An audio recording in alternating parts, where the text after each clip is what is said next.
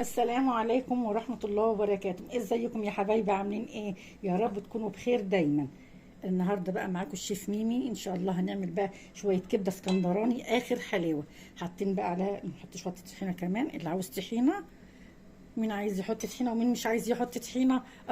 احلى سندوتش. يعني لو حد رايح يشتريه من بره من عند الراجل هيقوله ب 10 جنيه، النص ب 10 جنيه، مع ان انا ماليه السندوتش كبده. يلا نشوف هنعمل الكبده الاسكندراني ازاي. هنعملها احلى من بتاعه بره كمان، تكات جميله وحاجه حلوه قوي، وعلى الاقل حاجه نظيفه. مش يعني مش زي بره بقى كده، لا حاجه نظيفه وضامنينها. يلا بينا نشوف هنعمل ايه الكبده الاسكندراني. يلا بينا. قبل ما نقول كده بسم الله الرحمن الرحيم، اللايكات الجميله يا حبايبي كده، عشان ايه؟ الفيديو كل ما بيطلع كده ناس كتير قوي بيشوفوه، واحنا ايه ده بيوري ده وده بيوري ده. والتعليقات الجميله يا حبايبي والاشتراكات الجميله. يلا بينا نشوف هنعمل الكبده الاسكندراني ازاي. انا معايا هنا حوالي 3 فصوص توم، اهو 3 فصوص توم. ومعايا ليمونتين اهوت، هنعصرهم. هنعمل احلى كبده اسكندراني، احسن من اللي بتتباع كمان. بسم الله الرحمن الرحيم اهو.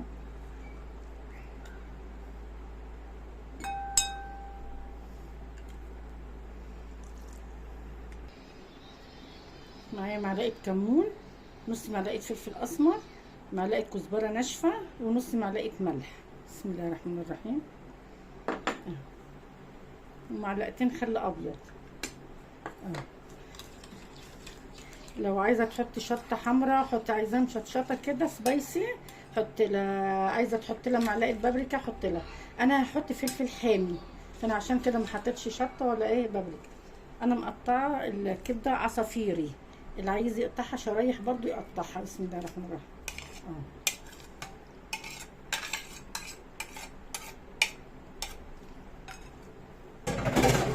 بسم الله. هنقلبها خالص كده. دي سيبيها بقى شويه كده قبل ما تشوفي هتعملي ايه وراكي. سيبها حتى ساعه ولا ساعتين تاكل في التتبيله. اما تيجي تقطعي او عايزه مثلا الجزار يقطع لك عصافيري، بس او انت كده لازم تحطيها، يكون حطاها في التلاجة عشان تبقى جامده شويه، تعرفي ايه تقطعيها. عايزه تقطعيها شرايح طويله قطعيها ايه. انا هسيبها شويه كده اول ما اشوف انا هعمل ايه وارجع لها تاني. انا معايا بقى قرن فلفل حامي قوي، بس مش هاخده كله عشان حراق قوي. وقرن فلفل رومي اهو. بسم الله الرحمن الرحيم.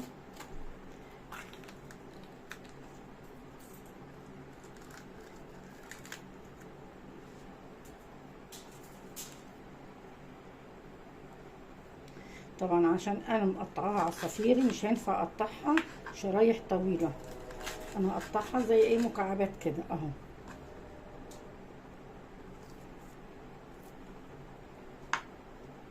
بسم الله.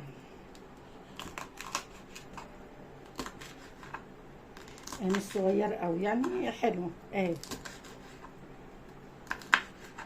اهي شايفين عامله ازاي؟ مش صغيره قوي اهي.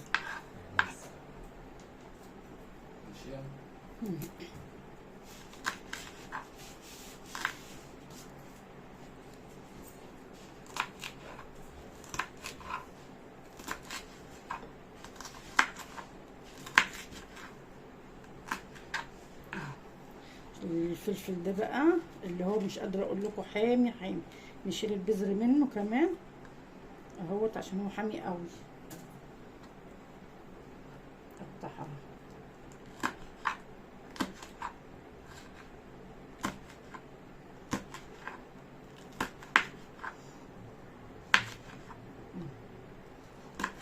ولادنا عايزين يجيبوا سندوتشات من بره كبده اسكندراني، طب على ايه؟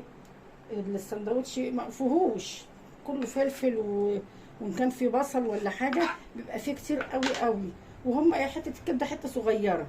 احنا نعمل لهم احلى من بتاعه بره كمان. اللي عايز يعمل جنبها شويه رز يعمل اه. بصوا هنحط حوالي 4 معالق زيت. بسم الله الرحمن الرحيم اهي. لازم الزيت يسخن. ليه؟ عشان مش انا مش عايزاها تجيب ميه. تسخن قوي. بسم الله الرحمن الرحيم. كمان الطشه ديت اهي، الطشه ديت هي اللي بتخليها بقى تبقى سخنه اهي. بسم الله الرحمن الرحيم اهي. بسم الله الرحمن الرحيم اهي. النار عاليه كمان عليها عشان انا مش عايزاها تنزل ميه اهي.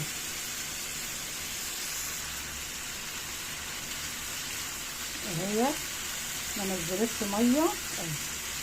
طبعا انتوا عارفين ان الكبده ما بتاخدش سوا اهي.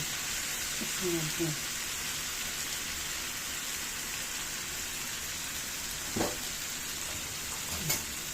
وادي الفلفل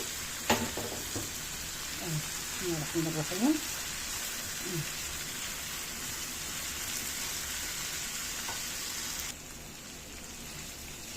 اهو بقلبها خالص اهي.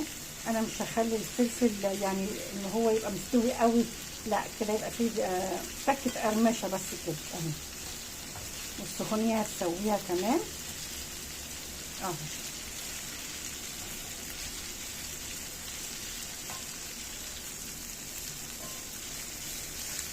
اهي خلاص. انا هطفي عليها بقى كده، هغطيها، والفلفل هيكون بقى خلاص دبل خالص عشان ما يبقاش يعني طري قوي اهو. خلاص الكبده اهي طبعا بعد ما خلصت اهي. شوفوا الفلفل عمل ازاي.